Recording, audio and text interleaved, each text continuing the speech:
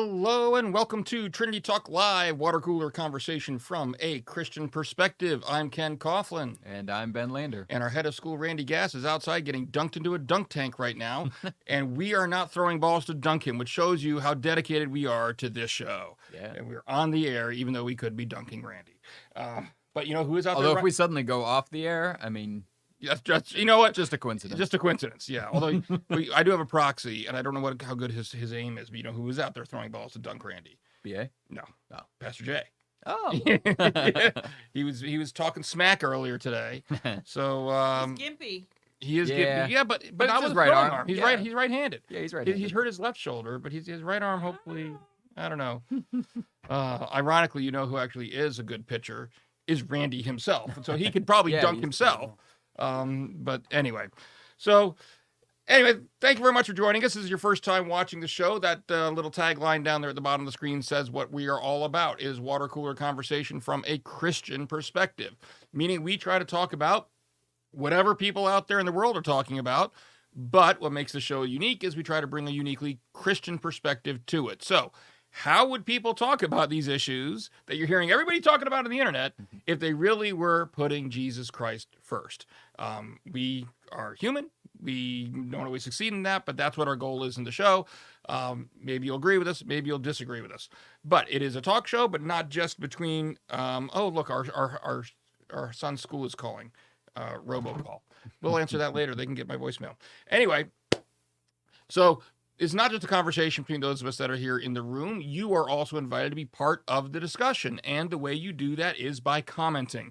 If you are watching us on YouTube and you have a question, comment, agreement, disagreement, then you put that in the live chat section of the live YouTube video. Or if you're watching us on Facebook, you just put it in the comment section on the Facebook live video.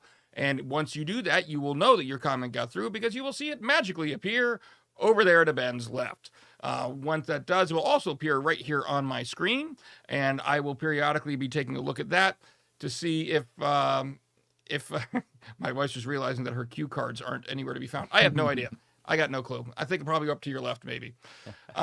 Anyway, I will be looking at the screen, and once there's a reasonable position or a lull in the conversation to work your comment in, then we'll read it live here on the air. We will answer any questions, respond. We can interact and go back and forth like that.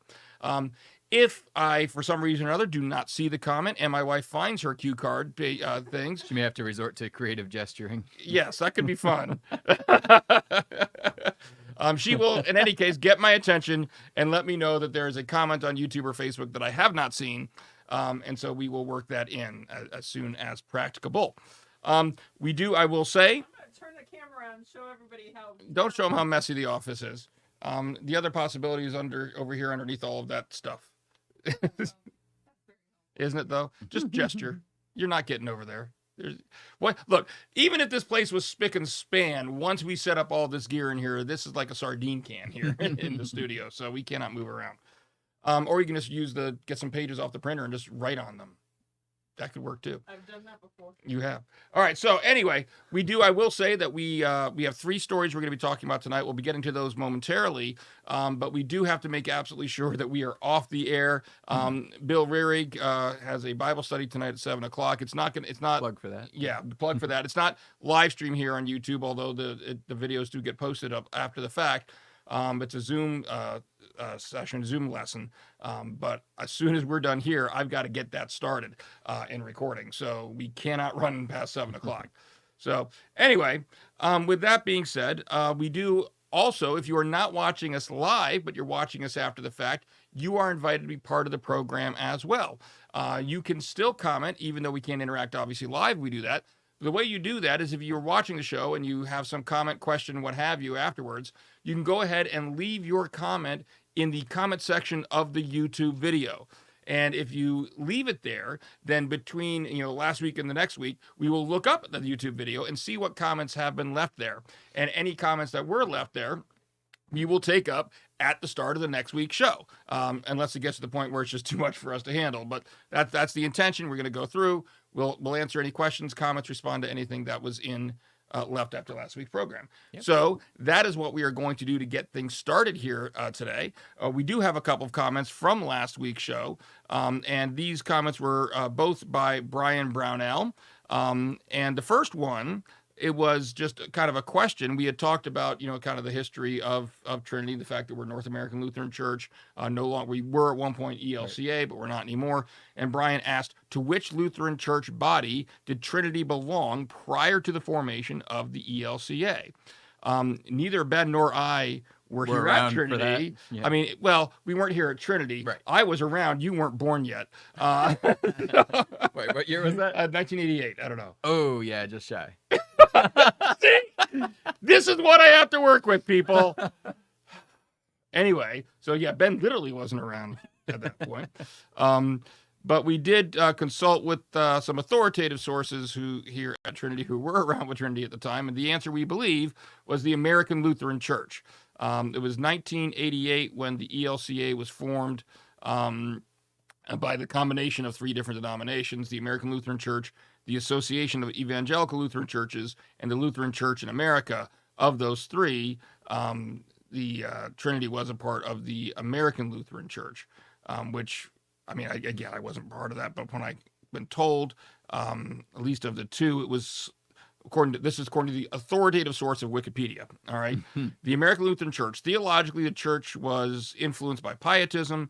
It was slightly more conservative than the Lutheran Church in America, with which it would eventually merge. And then it apparently had some working relationship with Missouri Synod in many ventures, but once they started talking about the merger, then Missouri Synod didn't want anything more to do with them. So I guess that's the history of that denomination. Sure. So there you go. I can't say anything more than that. That's what we've been told. The other question he had here, we had talked about, I'd use the example of Johnny. Why is, we were talking about people leaving the church, and I said, a lot of the times people will say, well, hey, why did Johnny leave the church? Johnny will leave the church, and we'll always tell ourselves, but turn out to be sometimes often lies, just kidding ourselves.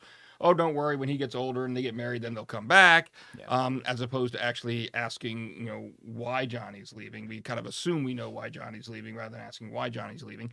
Brian Brownell here says, I might as well be Johnny. From my experience in the ELCA 20 years ago, I saw the church put plenty of effort into appealing to the younger crowd. I would argue that the younger crowd doesn't need to be appealed to.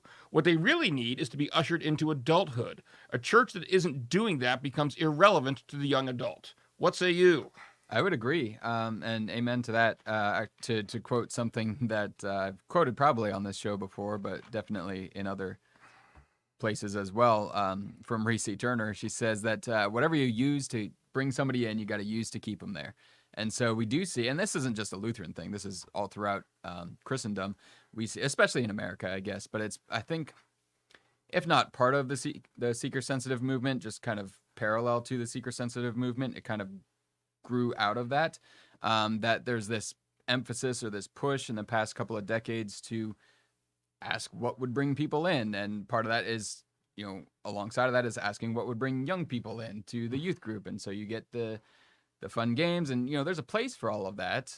You get these big youth rooms with all the video game systems and everything like that, and kids are wanting to come to hang out with their friends and play video games, but you kind of lose sight of the real reason they're there for that. So I would agree. I think, and I've shared probably also on this show is with Lutheran Satire, we like to watch that a little bit. It reminds me of one episode that they have. It's the Vicar and Mr. Johnson create children's church. The kid, yeah. And so it just talks about, how you'll have to watch it because I won't do it justice here. But basically how, it points out some flaws with the children's church notion of, kicking them out of the church. And so they won't really know how to worship corporately because we're catering to that. Now, again, I think there's a give and take. You can do it well, you can do it balanced. But yeah, the main thing has to be the main thing. The primary instruction should be holding fast to the Word of God first and foremost, and that's where the foundation is. Because again, going back to that saying, whatever you use to bring them in, you got to use to keep them. So what we use to bring them in needs to be the Word of God, that relationship with the Word, the relationship with Jesus Christ, and out of that will flow, church life, piety, and all this. Yeah, and I think two thoughts. Number one, I think I agree with whatever. I guess to me, it kind of depends on what you mean by appealing to appealing to the younger generation. I agree with all of that. If what we mean by appealing to them is, let's try to shape church in such a way that it's cool for the youngins, then yeah, that you're gonna have those things. If you mean by that, listening to what their actual interests and concerns are, well, then no, I think you do need to appeal to them in that regard. Like I was saying last week, it's like you can't just assume why Johnny's leaving. You have to ask Johnny why he's leaving and figure that out to actually learn more about Johnny and show an interest in Johnny. And I think too often the church just assumes we know what's going on in people's minds and especially young people's minds. And I don't think we do. I think a lot of the research shows that what the church thinks are the reasons people are leaving are not necessarily the reasons that people actually are leaving. So, but when you get, I think your point is very well taken. Let's say that you've got a church that is, like you said, that they set up a video game room. Yeah.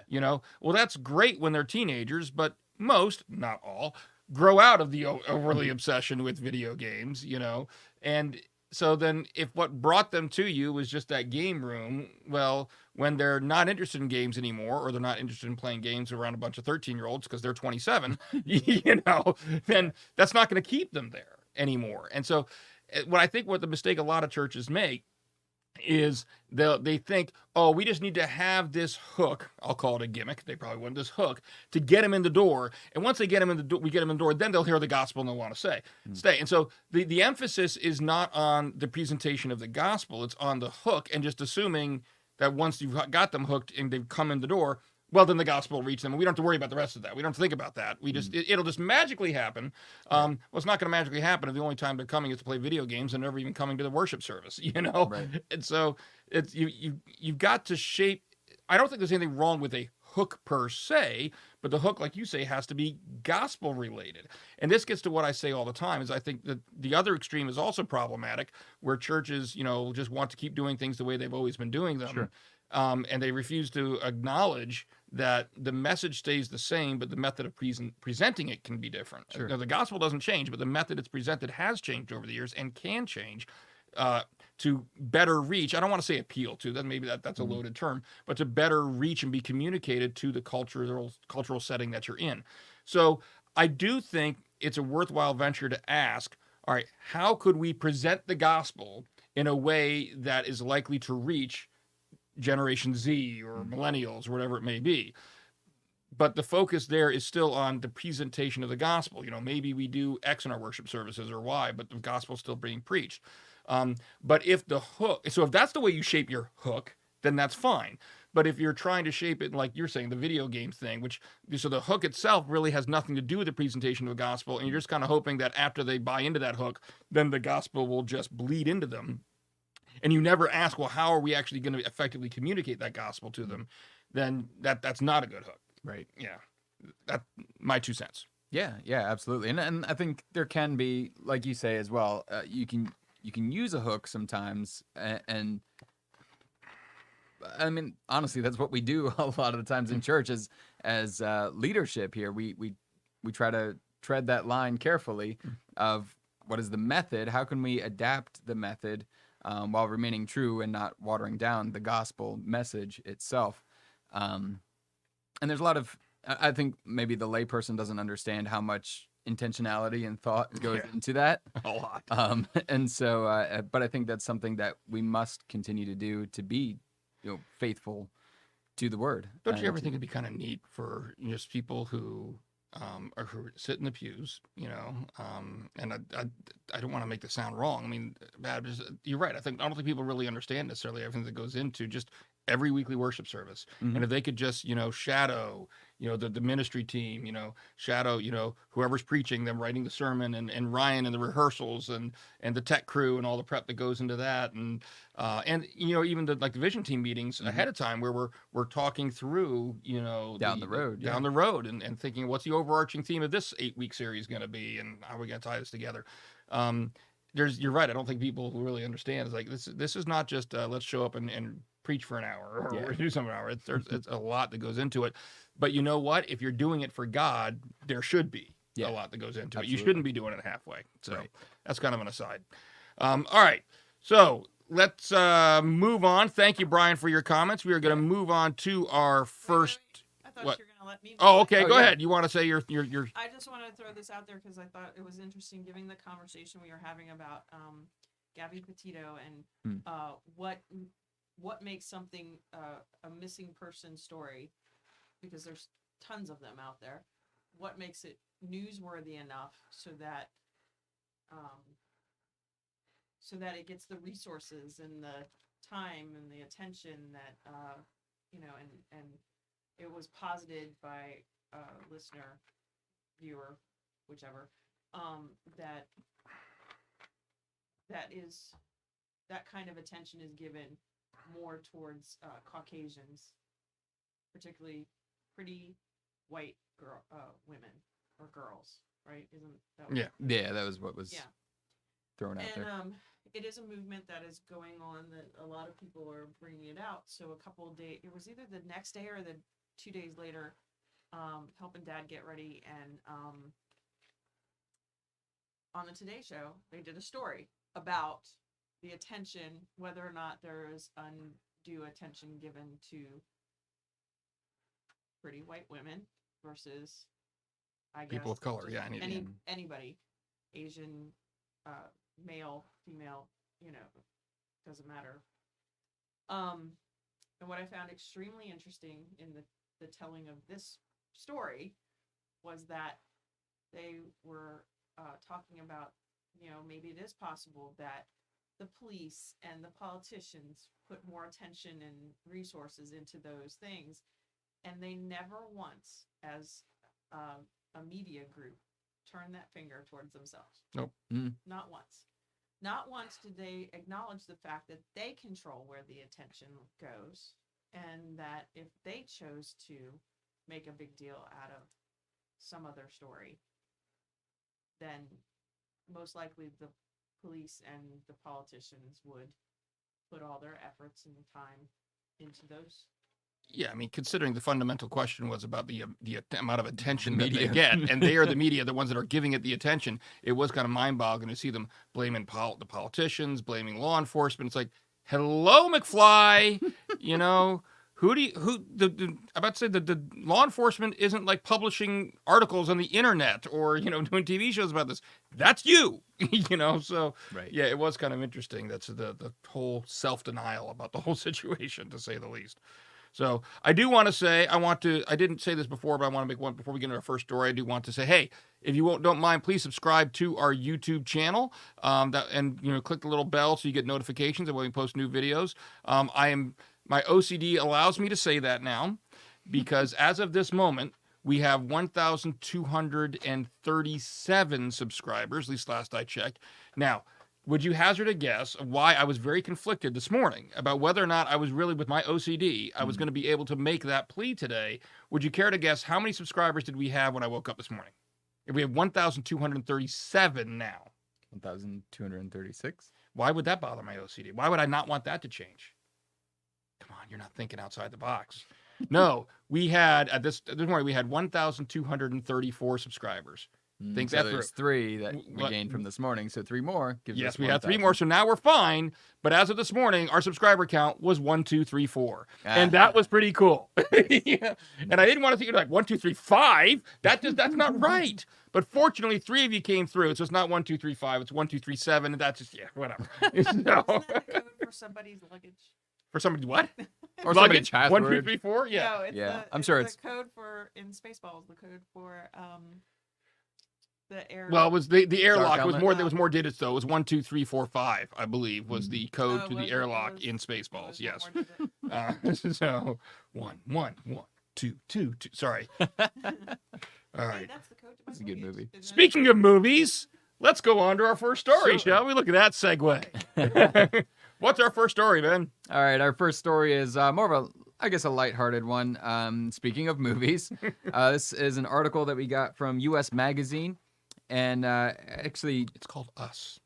is You're it really out of it. Us Magazine? I am really. I don't read Us Magazine. Is it really Us Magazine? Us is the magazine. I assume that's what the magazine was. The first 2 letters are U and S. So whether it's Yeah, Us or Us it's like magazine. It's kind of like a people AT or magazine at. type thing. Yes, but is this S smaller than the U? I don't know. Under here, they're all the same. They're all Well, he's lowercase. looking at the web address, so you can't tell. Well, and also up here. Yeah, I don't know. No, yeah, that S is smaller than that U. Is it? That is the word Okay. us. Yeah, Us Magazine. Yeah. So I'll go with that. I'm gonna stick to my guns. Us Magazine. Wait, that's not sticking with your guns. You said US. You've literally changed guns. All right. I'm out of it. Now According let's to talk about gun this control. particular article from some unnamed source that I will no longer say where it came from. The actor Daniel Craig, who portrayed several characters, but particularly he is known for James Bond, was asked about who would be his successor because he's stepping down from the role. I don't think he's going to reprise his role in any upcoming James Bond films. And so there's been speculation that he's going to be succeeded by a female lead, female character. There's been other speculation as to who that might be, such as Lashana Lynch, whose character was introduced in I guess this is the most This movie is recent coming one, out right now, this Yeah. fall. Yeah, No Time to Die. No Time to Die. And so she is kind of portrays an MI6 agent who is also, very capable and a good foil to James Bond. But so there's speculation there whether or not she's going to take up the mantle in preceding films. But actually, Daniel Craig shared his opinion on that, stating that he would actually not like to see the next James Bond be a female. And the reason that he gives for that, I found kind of interesting. He said that he would not like to see that because, where did he say that? I don't know. What did you read? Basically, the reason that he For that? Yes, there we go. The answer to that is very simple. There should simply be better parts for women and actors of color. Why should a woman play James Bond when there should be a part just as good as James Bond, but for a woman? So, yeah, basically his reasoning is that not from a He's not misogynist. used to reading off of paper, ladies and gentlemen. No, well, the way that it's printed out, see, this is my front page. There is no front page, so I think that's why. It's There you missing. go. But yeah, so it on the surface level, him saying I don't think there should be a female James Bond may sound a little bit misogynistic, but his reason being is that he thinks that kind of undercuts the role of women. If you're just kind of copycatting a male lead, a male role, he thinks that the role of women should be richer and Can I, fuller as a woman, in that. comment first? Sure, Sure, but I you've mean, never that's- seen a single James Bond movie, but go ahead. No, but it's to the comment that he made. Mhm. I think he's right. I Yeah. think that by taking all these roles that were, whether they were written as books first and then made into films or not, by taking those roles and forcing them into being female, I think that Hollywood is being damn lazy. You look at any other movie that's got, what are some I- iconic? Yeah, I think they're being lazy. They're taking, instead of writing good roles for women and creating good stories for women to act and be the leads in, they're taking the lazy way out and trying to take a story. And I think it's a disservice to the actresses who are trying to then take those roles on because it's not their fault. Yeah. It's not their fault that that these are the opportunities they're being given. But you've got to think that there's going to be a lot of people out there who are going to be like, but that role was written as a man, and men and women react to situations differently. Mm-hmm. All right. So you've heard all their opinions. Now you're going to hear the opinion from the man who's actually seen every single James Bond movie. Unlike them. Now, I am a weird enigma. Okay.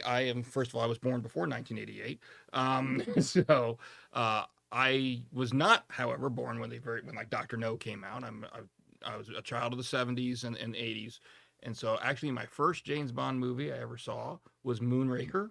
Now, anybody who knows Moonraker, yes, my wife is cringing. It is a horrible movie. It is just a pathetic movie. I go back and I watch it now, and I have no idea how I became a James Bond fan as a kid after watching that film, other than I was a kid. I didn't know what the movie was. Right. It was really, really bad. But then, we got into the 80s and For Your Eyes Only, which was probably Roger Moore's best James Bond film. But here's the thing about James Bond. All right. And this, you could say this about anybody. You could pick a character from the movie, any character, Luke Skywalker. You know, I was just gonna make that an iconic female lead like Princess Leia. Would you want a Prince Lee? You know, right. kind I of mean, yeah. because there are defining characteristics of that character. All right. So you always have to ask yourself whether it's a play, whether it's a movie, whatever it is, you've got a character, an established character, and ask what are the defining characteristics of this character, and such that if you change those characteristics, you'd be a totally different character. It wouldn't be the same person. All right. And then you ask yourself, okay, now whatever I want to do with recasting, whether it be going to male to female, whether it be changing the race, whatever it may be, does that change those defining characteristics of the character? If it does, then don't do it. I got news for you. You're not having a Caucasian T'Challa. Okay. Yeah. I mean, yes, being an African-American is kind of central to the character of Black Panther. Okay. So you don't do that. And whereas I'll give you a good example taken right from James Bond, the Felix Leiter character. Felix Leiter, for those who don't know, is a CIA agent. He's a recurring character, not in all the Bond films, but he's in a lot. And he has been portrayed by tons of different actors. I think only 2 actors, if I remember correctly, have actually ever played Felix Leiter in more than one film, David Hedison and Jeffrey Wright. David Hedison, Jeffrey Wright. David Hedison is Caucasian. Jeffrey Wright is African American. I got news for you. Jeffrey Wright is, in my opinion, by far the best actor to ever play Felix Leiter. Why? Race doesn't matter to that character. It makes no difference whatsoever. So you could, in that situation, change it up all you want. So then you ask yourself when it comes to James Bond, who is James Bond? All right? And whether you're talking about the books, the movies, whatever, what are the essential characteristics of that character? He is a very flawed character. Okay, he's not he's the protagonist. He's not necessarily always a good guy. You don't look to James Bond as being a role model. I mean, in a lot of ways, he is, to quote, I believe it was GoldenEye, when Judi Dench took over the role of M. She described him. This is Pierce Brosnan's incarnation, as a sexist, misogynistic dinosaur. That's how she described the character. That is who he is. That's one of his flaws. It's a character flaw. He's obviously a killer and everything, but he is distinctively male in the sense that this is what makes him partially a flawed character. That we don't sympathize with him on that. That's one of the aspects of his character. You look like, no, he's kind of a jerk. He's kind of a pig in many ways.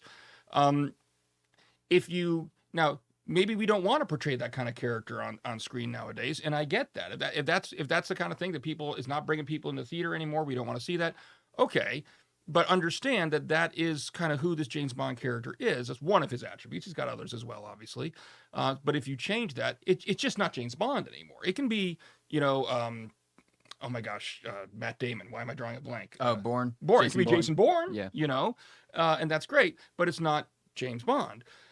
So when this question kind of comes up, should there be a female James Bond? It's like you could have a female spy character. You could have a female 007, Lashana Lynch, in this movie. For those of you that don't know, if you didn't see Spectre, James Bond retired.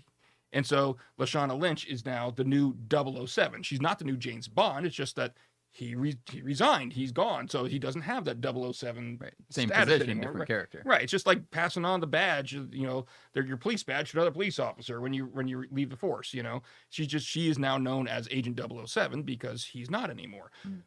So you could have, for example, if you want to do a Lashana Lynch spin-off series, haven't seen the movie yet. I don't know if it's any good. I don't know how good her character is, but if she's an interesting and a compelling character, go for it. Sure.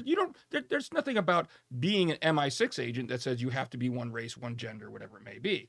But I just don't think you're not going to cast James Bond as a female because it's just not James Bond, And that's kind of where I think that when I look at these kind of casting decisions, that's kind of where I come down on it. And I do agree that with what Daniel Craig says here, it's like if you do that, and Mary Kay was hinting at, if you do a female James Bond, it almost feels to me, I'm not a female, she is obviously, kind of a little bit patronizing. Why do we have to define women by roles that have been traditionally male? Why can't we have their own strong roles? It's effectively tacitly saying women can only be strong protagonists if they're taking on the same role as a man. Yeah. Yeah.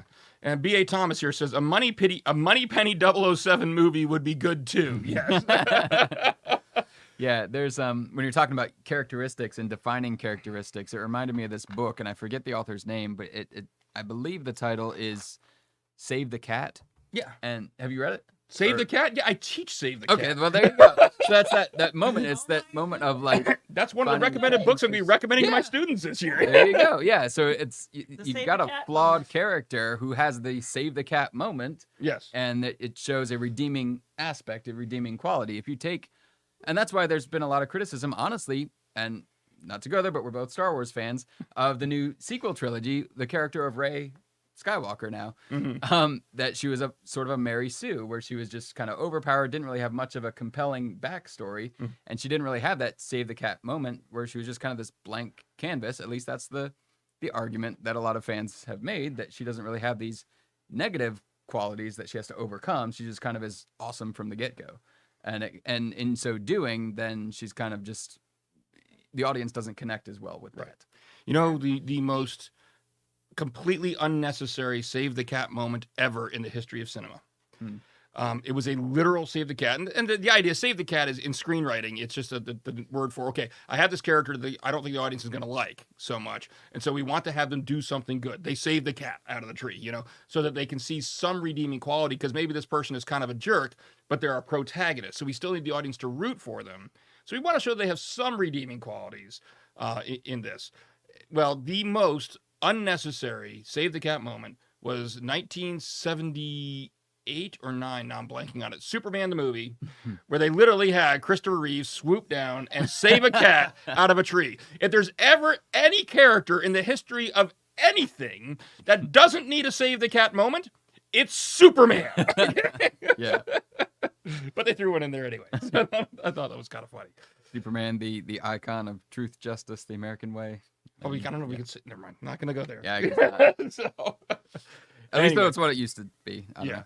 That's what I used. So anyway, I'm glad we got to talk about the story. I feel personally that, you know, the show lately, while these have all been important issues we've been talking about, the show was never envisioned to just be a purely political program, and we've gotten into there's been a lot going on. Let's face it, and that's what people have been talking about. So we've kind of gotten into a lot of politics lately, and so I kind of wanted to shift away from that and do something cinema oriented, because, you know, hey, I'm a movie guy. You know, that's what I do.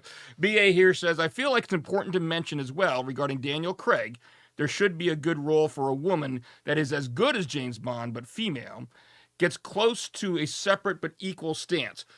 Okay, I can see that.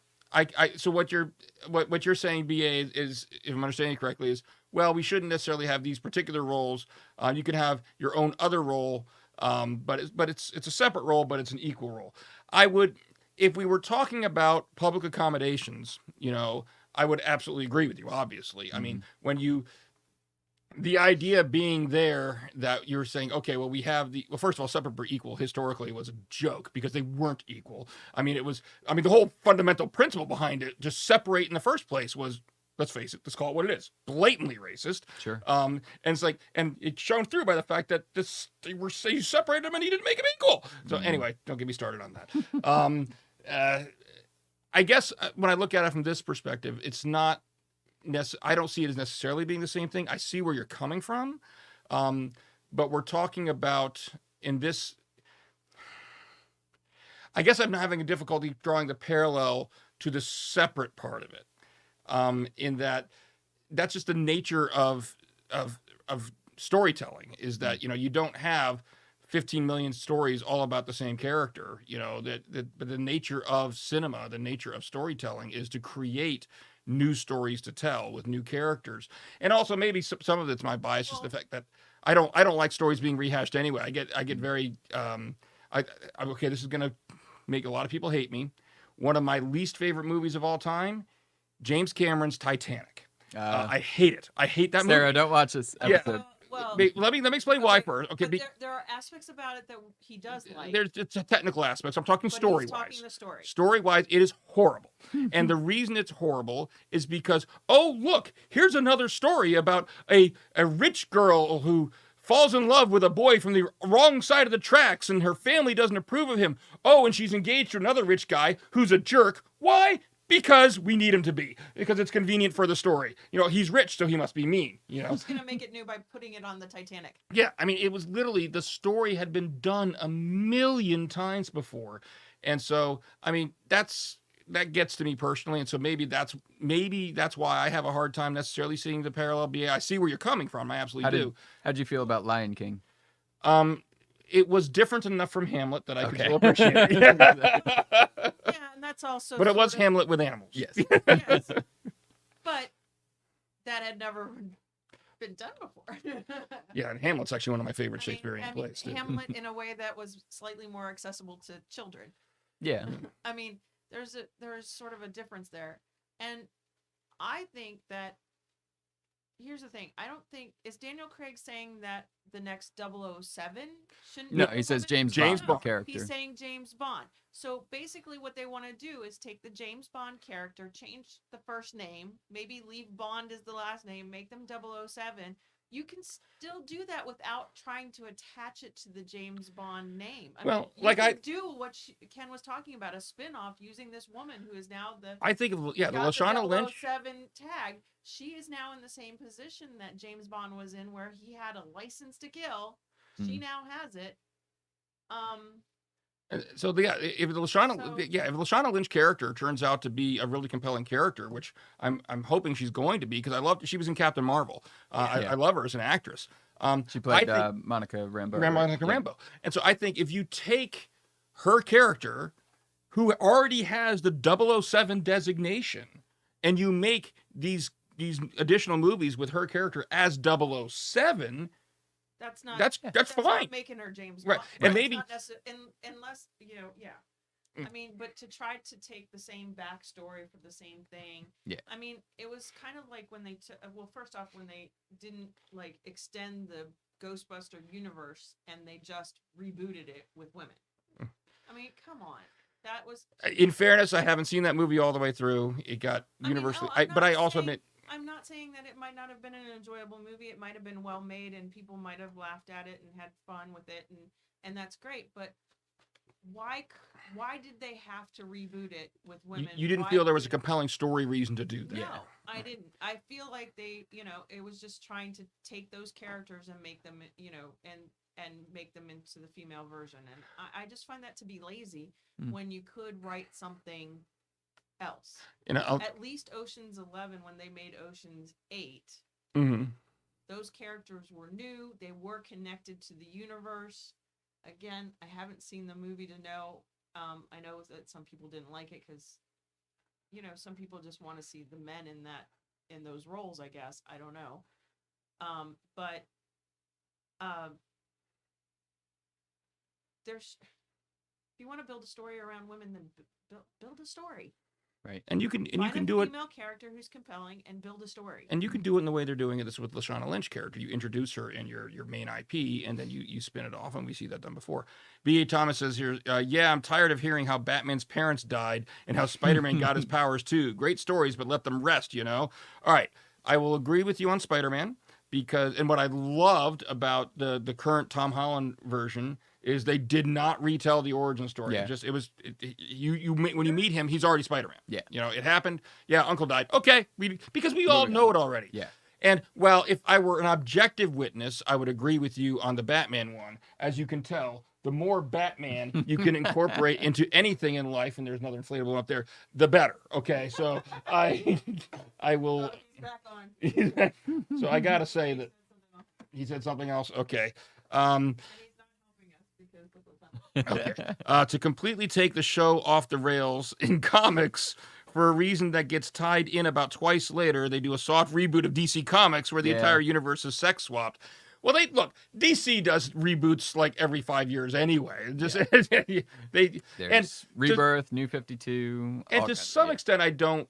Again, if you have a compelling story reason to do it, I do encourage creative people. It's like, try it, give it a shot. Go out and do something. But if there's not if you don't really have any reason to do it and you can't justify it story wise, then why are you doing it? for money Yeah. to sell new titles. But and I will say on this, I I like that. The one reason I like DC doing this, and keep in mind, I don't collect comics anymore. I used to. At the time, they kind of did the first big reboot of Superman with the whole Man of Steel miniseries. I was still collecting at that point in time. The fact of the matter is, sometimes when I was growing up, the comics, it got a bit ridiculous. When I'm sitting here in the 1980s, again, before he was born, reading Spider-Man comics, and they're still talking about how torn up he is by the death of Gwen Stacy, which happened, I believe, in the 1960s, okay? And yet Peter's still in college. It's kind of like, all right, at some point, and this is what James Bond, speaking of James Bond, this is what the James Bond movies did too prior to Daniel Craig, is if you watch the Pierce Brosnan movies, theoretically, that was still the same continuity as Sean Connery. It's like, no. At some point, it becomes a little bit implausible. So, anyway, all right, we've got to move on because, again, it is 6:13. We have to be off the air in time for me to start the Zoom meeting at 7. So, we're going to move on to our second story here, and this comes out of a town called Hudson, Ohio. The mayor of Hudson, well, before we get to the mayor, I guess we should start off with is the Hudson High School, which I guess is the only high school and school district I guess, had apparently, as some kind of supplemental material, they say it wasn't actually assigned reading, but it was supplemental material for a college credit class, that, so the kids, parents sign off on a permission slip for the kids to take this class. They do it. It's in conjunction with the local college, although it's still taught by and at the high school. But they get college credit for doing it. They had given the students a book, and the book was called 642 Things to Write About. And so this book is basically a collection of different writing prompts, ideas to help get the creative juices flowing, to help students think about, okay, how to get started writing. All right. But the problem comes into play when some parents started noticing what some of the prompts were. And the scary thing was, and I just dropped half of my articles, including some I had on this, I think it was 4 or 5 years this book had actually been used before this came up. I'm viewer discretion advised. In order to cover the story, we have to read what some of these prompts are. But I'll tell you, it's a story for a reason. So if you have any young children in the room, now's the time to get them out of it. All right. Yeah. Mute this. Yeah. We will give you 10 seconds while I pick up the rest of my papers I just dropped. How's that? Oh, wait, that one went all the way over there. All right. Yeah. I think that's the next story. Actually, you know what? That's a story we already covered, I think. So we're good. Yep. All right. So here were some of the prompts that were in this book for high school students to write about. One right off the bat: choose how you will die. Write a scene that begins, "It was the first time I killed a man." Here's one: write a sex scene that you wouldn't show your mom. Wow. Describe a time when you wanted to orgasm but couldn't. Here's another good one: drink a beer, write about the taste. And I know some people, high schoolers. Yeah. Here's the thing, and some people, this is my one commentary, but I'm injecting, and then I'll stop. But a lot of people have been saying, well, this was a college course of permission. I got news for you: most college students wouldn't be able to write that prompt legally. Right. Just saying. Write an X-rated Disney scenario. I mean, you get the idea. All right. Now, the overwhelming majority of the writing prompts in the book were perfectly appropriate, but there were a whole lot that were like this. So. More that he didn't even read. Yes, more that I didn't even read. There are tons. I think you get the point. So what happened was there was a school board meeting where this came up. People were not happy about it. And the Hudson mayor, by the name of Craig Schubert, showed up to this meeting. And here's what he said orally there to the school board members. He said, "It has come to my attention that your educators are distributing essentially what is child pornography in the classroom. I've spoken to a judge this evening, and she's already confirmed that. So I'm going to give you a simple choice. Either choose to resign from this Board of Education, or you will be charged." Now, I did do a little follow-up to find out what had happened since then, because this all happened about a couple weeks ago. Well, first of all, they say the book has been removed from the course, and they're conducting an investigation into how it was approved in the first place. And yeah, here's where it was. It had been used for 5 years, though, at the school. Wow. They did try to say it was part of supplemental resource, never assigned or discussed as part of the class.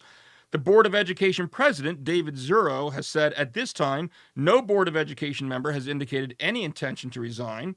While we respect the mayor's position within the city of Hudson, in accordance with the state laws of Ohio, the supervision of the public schools of this district is the responsibility of the Board of Education. And let's see. And then the board did say that they are going to investigate the matter. As far as I know, that's where we stand right now. So, what are your thoughts, sir? Honestly, it's hard to believe, but I guess. Oh, wait a minute. maybe we BA shouldn't had be another surprised. comment here. He said, okay, number 3 should have been any end of entry. Okay. Number 3. 3. Oh, a sex scene you wouldn't show your mom. Oh. Yeah. Okay, yeah. Yeah. Here, good point. Yeah, good point. Yeah, and reading through these, and again, there's more that Ken didn't even read, and it's hard to believe that this is promulgated as a writing resource for even college students. Like you said, the beer one, you're not even 21 until most college seniors. The rest of the college students couldn't even write that legally, or at least follow through in the first part of it. But beyond that, I think it points to where we are as a society and the fact that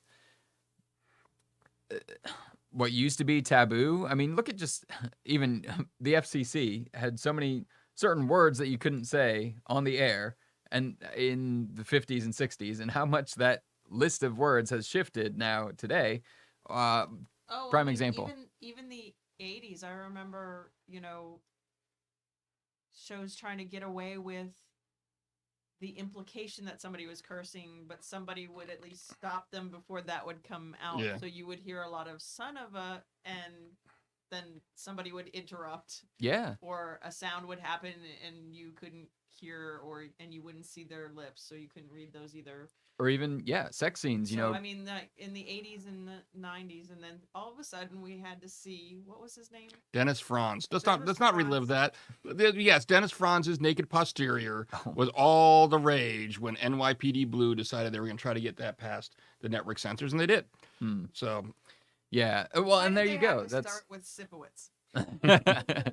Well, and there you go. Katie and I were just watching something the other night. It was a drama. It was one of those medical dramas, that we watch, and that's sometimes full of a lot of unnecessary sex scenes. And there was one where we fast forwarded. We said, where did we get away from just the implication of it? When did it come to this point now where you have to actually you go beyond just implying that's what's happening off screen, and you actually have to show it. And I think that's what speaks to where we are as a society. And it's all we don't live in a cultural vacuum. This all plays off of the other. What's shown in the media. Going back to what we talked about with the Gabby Petito thing, that the media kind of helps perpetuate this issue. That what's shown in the media becomes accepted as part of society. And then what we're teaching our children. And so it's kind of this downward spiral that we see. Whereas, here we go, taking the Christian perspective on this, we're told to be holy as your heavenly Father is holy, to avoid even the appearance of impropriety and things like that. And so there's studies out there, there's statistics, and I forget the exact one about I think I was just reading this the other day, but it was 30 to 34% of Christians in America view pornography as a acceptable part of society, of culture. And, that they don't even have an issue with it anymore, let alone to call it a sin or anything like that.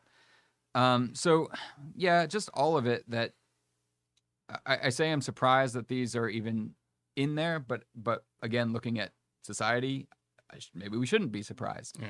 And, how do we respond as Christians? I think the parents who brought this to the attention of the school board did the right thing to do that. Your primary responsibility as a parent is to train up your children in the things of the Lord, in the way they should go, so that when they're old, they will not depart from it.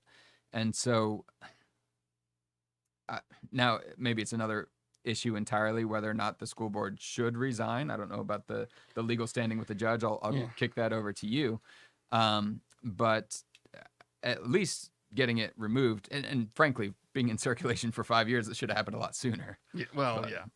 And I just think about it, the first prompt I talked about, choose how you will die. You really want, I mean, given like the prevalence of like teenage suicide and stuff, that's really something you want to start inspiring people to think through and write out. I mean, the blatant irresponsibility of that just boggles my mind. As far as the mayor and his comments, I will say this, just to kind of set aside the legal aspects of it. Did anything I read here amount to actionable criminal child pornography? No. I don't think so. I don't know if he actually spoke to a judge. I don't know what he told the judge. Who knows? All right. But merely having a writing prompt that says write about sex, which is basically what these are, that's not possession or distribution of child pornography. It is highly morally problematic, especially when you think about, oh, let's have a bunch of underage kids write sex stories and turn them into an adult teacher. I mean, it's just... Just think about it, okay? I mean, come on. At the very least, Kid Kroll's even talking about it. But here, so what the mayor's threat, if you want to call that, I think is an empty threat. Now, it is my understanding it was reported, the police did report it to the state's attorney or district attorney, whatever they call there, but the district attorney is not prosecuting, I think, for a lot of the reasons I just said. It's really not criminal behavior. But leaving that aside, let's just talk about the call for their resignation. I think there's two sides to this. I mean, if you want to look at it from the school board members' perspective, they're going to say, in all likelihood, if I were to give them the complete benefit of the doubt, they probably didn't even know this book was being taught. Yep. All right. They probably didn't. All right. Their school supposedly wasn't even being taught. It was just a supplemental thing. But But at one point, one parent asked their kid, "Hey, have you been reading anything inappropriate in school?" And the kid said yes, and showed the mom the book. So I mean, the kids were. I mean, you give it to the kids. Guess what? They find it, and they're all showing it to each other. And look at this, look at this, look at this. So I get it from the school board members, and I kind of lump the school board and the principal kind of together because the principal of the high school has come out and had some comments about it as well. And I'm giving them all the benefit of the doubt, assuming that none of them knew this book was being taught. But here's the flip side of that coin. It was taught for 5 years. All right. If you didn't know, why the heck not? Yeah. I mean, that's the bigger question to me. The student's the first one to actually find this and say, hey, this was in here? Yeah. I mean, at what point did you... And I'm also not convinced they didn't know, because the permission slip they had the parents sign said, hey, there might be some mature themes we were discussing. This is a college class. Didn't disclose this, but but that tends to make me think that maybe somebody, at least when they first started doing this class, did know. But regardless, let's say the principal didn't know, that the school board didn't know, but at some point it's their job to know.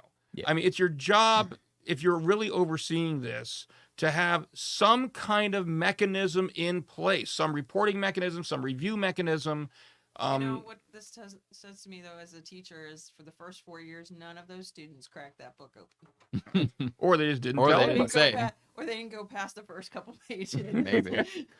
And so I here's the problem when if you're an administrator, all right, in a school, all right, there could come a point, and not just a school administrator, it could be any kind of leadership position. It could be a corporate president, anything like that, where whether or not you knew about it or not, at some point your credibility just gets so shot that you staying in that position is not in the best interest of the school anymore, because you're not going to be able to accomplish anything. People are always going to be wondering, did you know, didn't you know? Why didn't you do this? Why didn't you do that?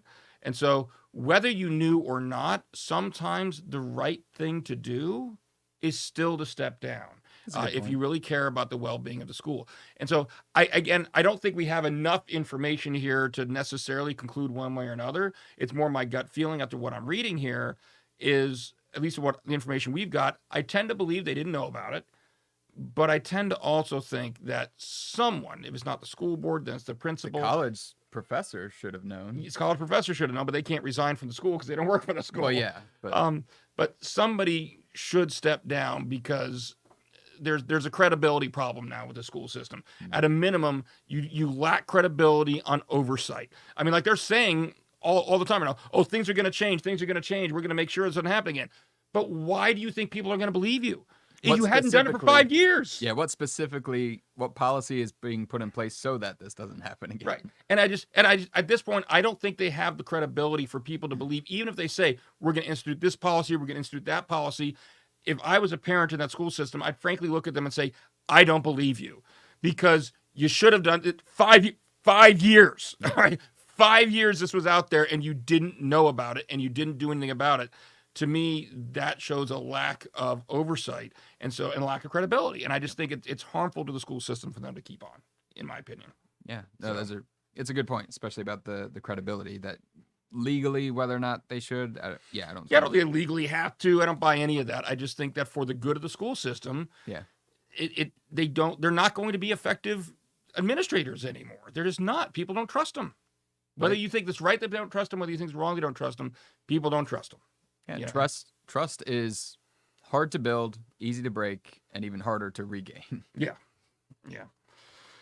All right, let's move on. It is 6:28 by my watch. We've got 32 minutes to the next thing that I had to start, the Zoom meeting had to start. So what is our next story? All right, well, carrying the theme of school boards, schools in general, public schools. This is an article that actually, all of these, by the way, were sent to us by Allison Mayer. Oh, yeah. We always say that we're doing the Allison Mayer moment, or the Mayer segment of our show. This whole show is the Allison Mayer segment, which even the bond. Yeah. Every one of these stories was suggested by Allison Mayer because neither Ben nor I had time to look up stories this week. So she sent us like 10 stories. So I just sent them an email, said, how about 2, 7, and 10? Okay. There you go. So Allison, you did our work for us this week. Thank you. Thank you. Yeah, we do appreciate that. So this is a article by David Nagel, who's basically the headline here says that the catch line, it's that public schools have lost 1.1 million students during the 2020 to 2021 school year. So that 1.1 million students is roughly 2% of all public schools, and I guess this is, again, in America that it's looking at. According to the NBER, that's the National Bureau of Economic Research. So it speculates on some of the reasons behind this, but a lot of of the decline in enrollment in public school is attributable to younger students. So in the particularly kindergarten level, it says in states where kindergarten is mandatory, the decrease was 3.9%. In states where it's optional, the decline was more pronounced at 4.6%. So 4.6% of parents who would have been enrolling their students, their kindergartners in kindergarten, have opted not to. And it speculates as to some of the repercussions of this, such as financial strain on public schools for the decline in enrollment, but also speculates, was it this one or a different article? I think it might have been the other article about... Hold on a second. BA does here say, gotta go, have a great show. And while he's going, I'm going to give him a plug. You know why BA has to go? He's going to Twitch, isn't he? He goes to Twitch. 7 o'clock every Wednesday night. He has a Twitch stream. His Twitch channel, do you call them channels on Twitch? I don't know. I think so. It's Indecision, INDYCISSION. So if you are into gaming, I don't remember what you're playing right now, BA, and you might be gone because with 30-second delay, he's probably already hung up on us before we got to talking about him. It's one of those fantasy games, whatever's popular right now. That narrows it down. It does, yeah. You're like, it's not Smash Brothers. No, he does do Smash Brothers sometimes, but no, this is like one of those Dungeons and Dragons types games. Is it a mobile game? No, it's on his computer. I don't know. Is it Final Fantasy? Is that? I mean, it's popular now. Yeah. I don't know. Maybe it's like Final Fantasy 247, something like that. I don't know. But if you're into that, if you like watching gamers and everything, I'm going to give him a plug for his channel. Head on over there as soon as we're done, because we will be done before 7 o'clock. Yes. And he will be streaming at 7 o'clock. Usually I think that's when he starts. Cool. So, all right. Sorry. Go ahead. Yeah. Thanks for watching, BA. So basically the younger students, parents are opting not to enroll their younger students, which actually will translate to longer lasting repercussions if the trend continues, if they don't. Final Fantasy 14. I was almost right. I was just off by 247 minus 14 is 229? 23? Anyway. I just figured I'd wait for the goodbye. All right, well, you got to go, BA. Bye. Thanks for watching. Yeah. So, and then also there's speculation. Obviously, the true answer as to why this is the case probably lies in a number of different reasons, but some of them being, of course, the pandemic and students had to go to remote learning anyway, with a lot of public schools really having to make a tough choice between balancing public health risks to their students as well as economic harm of not reopening and remote instruction. So we've seen, and all of us have walked through a very challenging time full of, different considerations that we have to weigh. And public schools are no exception to that. And I think they are starting to experience what may be a bigger impact, to this. And then there's a kind of an adjacent article that was under that same heading, talking about how more than 11% of U.S. households have gone to homeschooling. And so not only have public schools lost 1.1 million students, a lot of those students who are being taken out of public schools have opted for homeschool.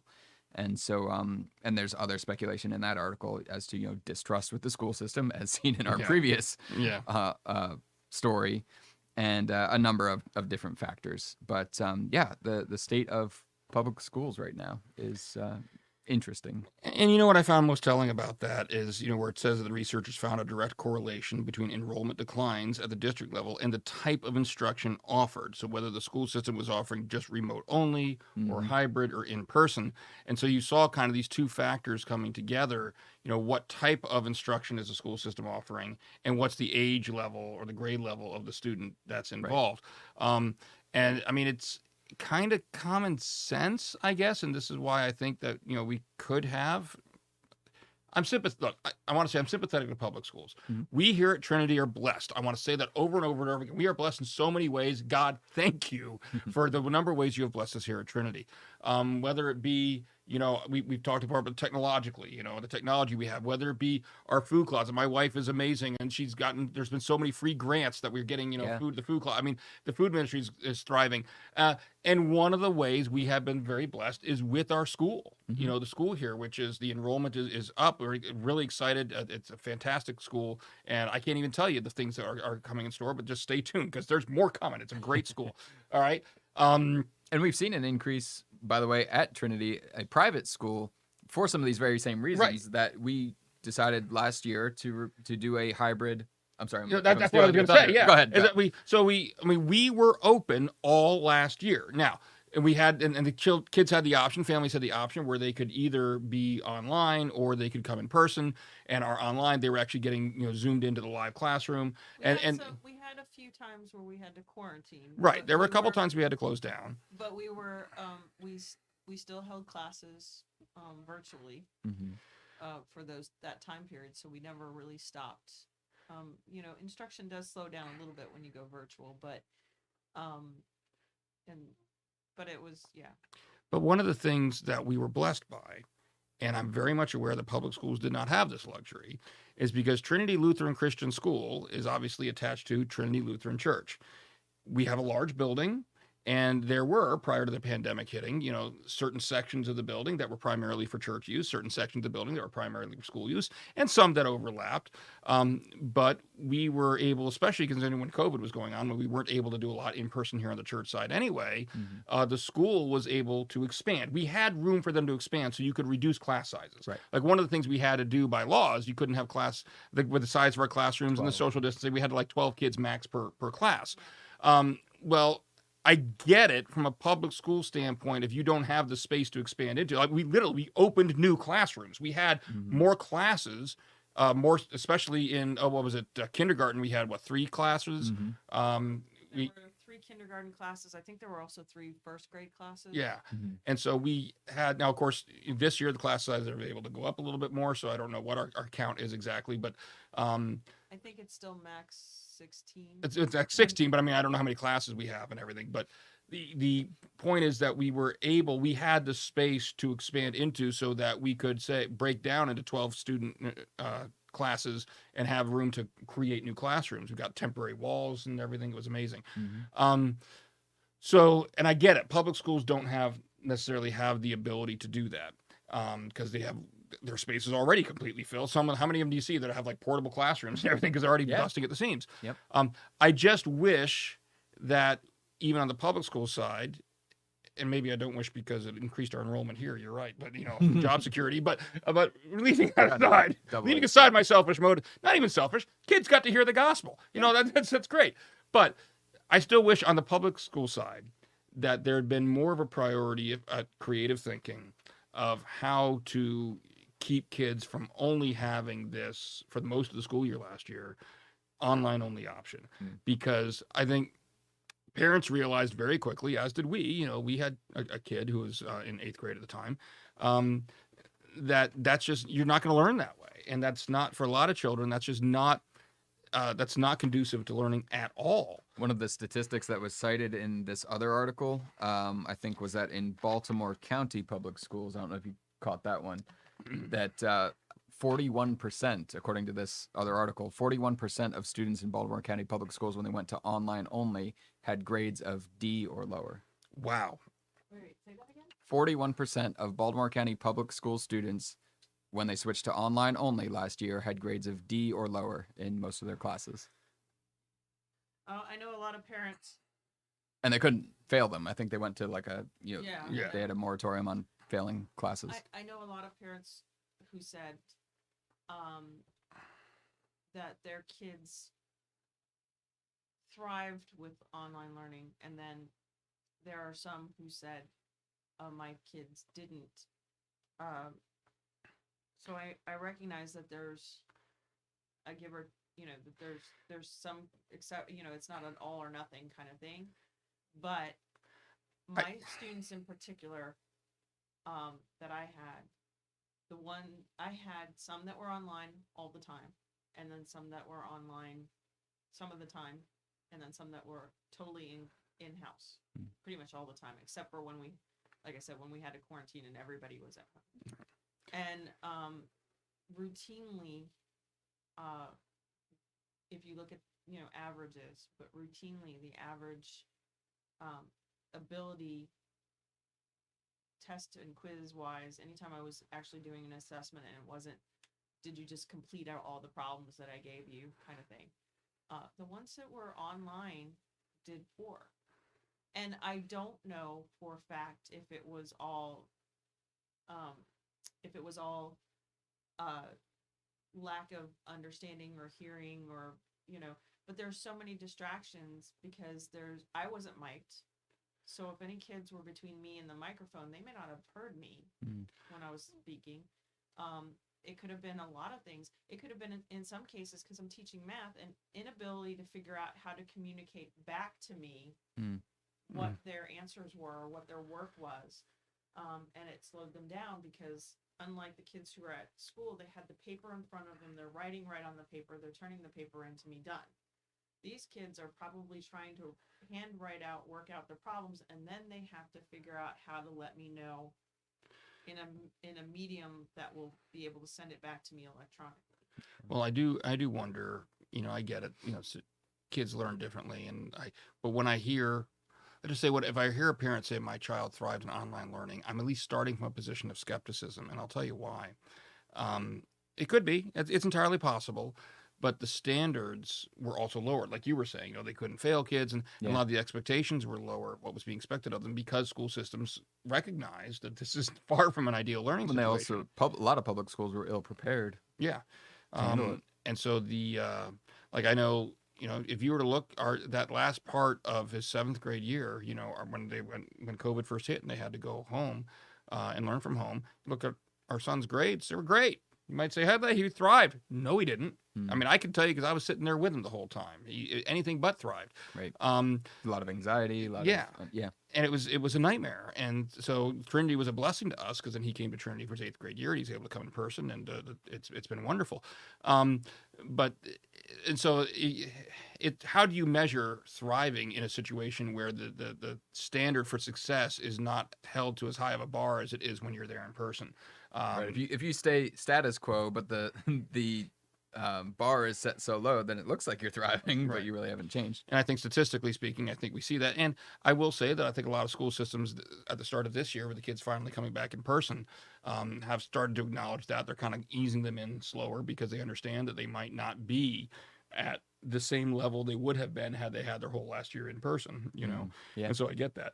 But this article, I mean, it's unfortunate, but it's not surprising, because, look, parents, and maybe that we can go down that situation in England about, you know, who has the best, knows the kids best and can decide what's best for them. Parents know their children. All right. And so they, by and large, they know their children. By and large, they love their children, and they know how they're best going to learn. And so they see, you know, if I got a school system that's going to be remote only, or if I have a child that's in kindergarten, because let's face it, there's a huge difference between trying to teach a child, a kindergartner, by having them stare at a screen all day versus having a high schooler stare at a screen all day. Yeah. I mean, I'm thankfully almost done with my seminary degree now. I'm doing my capstone project this fall. Woohoo! But yeah, you know, how did I take my seminary classes? They were all online. I was staring at a screen, you know. I'm a man who's a lot older than Ben. And so, you know, I'm more able to handle that and be focused enough to handle that than a kindergartner who's never even been to school before. Right. And so that's why I just wish that we as a nation had been better able to kind of think outside the box as far as have more solutions than just, you got to be online. And there's subcategories that really were kind of just thrown to the wolves. I mean, all of the special needs children who they can't, you know, focus for. You've got ADD, ADHD. They just can't sit still and focus at a screen for any extended amount of time. And of course, they suffered through that. So it's unfortunate. We'll see what happens this year. A lot of school systems are starting to get back in person, although it's still far from normal. And so speaking of credibility, this one I come back to. It's like right now these school systems are back, but do you ask me, do I think they're, you know, going to stay that way? I don't know. You know, do I think they're going to be? I got to be honest with you, and I'm not gonna. This isn't throwing under the bus or anything, but I will say that Harford County Public Schools, where we are, has me worried. You know why they have me worried? So far, everything's fine. Everything's going great. But they have an online learning option, but you had to sign up for that by June, all right? And then if you didn't sign up for that online learning option, keep in mind June is before the Delta variant really came in booming, then you were in person. It doesn't appear that they really have any plan for what happens to all these in-person kids if you decide that you need to close things down. I'm obviously hoping they don't close things down. That would not be good. And I don't think necessary, but we're not going to go down that path. And they did try, out of fairness, they did try to make some infrastructure changes as far as, hotspots for people who, could have internet access wherever, at local libraries and things like that. But yeah, I think overall. But even a matter from teaching and your teachers and all of this, they've got an online, that's an online only program that's running right now with Harford County Public Schools for those kids. But it can't absorb, it's not large enough to absorb all the students from everywhere if all of a sudden everybody needs to go out. Right. And so I worry about the planning somewhat. That's just me. Sure. Yeah, it's fair. All right, it is 6:45 by my watch. We have 15 minutes till the start of Bill Veerig's study on 1st and 2nd Peter that I have to start the Zoom meeting for. So we're going to get out of Dodge and get out of Dodge fast. And if we have time, once what we should all do, once we get that Zoom meeting started and pack up, get out of here, I think we should go back to the back parking lot and put Randy in a dunk tank. I just think we should do that if he's still sitting out there when we leave, because why not? Okay, you're really confusing people because you've asked them to either come down here and put Randy in the dunk tank, watch BA on Twitch, or join Bill Riggs. Well, they can't join Bill Riggs' Bible study unless they're already signed up for it, because they got to be in on the Zoom call for that. So you can't do that. So next week, join it. But next week you can join it. You can watch BA on your phone. You can watch BA on your phone while you're throwing and dunking Randy the dunk tank. I think they're here till 8 o'clock. And then go back, because then that's in the next few days. Well, it's being recorded, so it'll be uploaded, and then you can watch it after the fact on YouTube. You can do all three. All three. So, but most importantly, watch us next Wednesday, 5:30, Trinity Talk Live. We are here every week with this kind of stimulating conversation. So seriously, and if you haven't already, please subscribe to the YouTube channel, like the video, because that'll get other people to watch it. Comment. And it's something I don't say very often. We always say if you're not watching us live, you can comment, and we'll take up your stories in the beginning of next week. Keep in mind, that's also a way you can suggest stories. If there's something you want us talking about, some story that we haven't been, that doesn't mean we're going to necessarily talk about it. Like I said, we only do 3, maybe 4. We used to do 5. Not happening anymore. But I think 4 is our cap. 4 is our cap, I think, stories per week. But you can certainly suggest it, and that's another way you can use the YouTube comments to do that. All right. Anything else? I think we're good. Think we're good?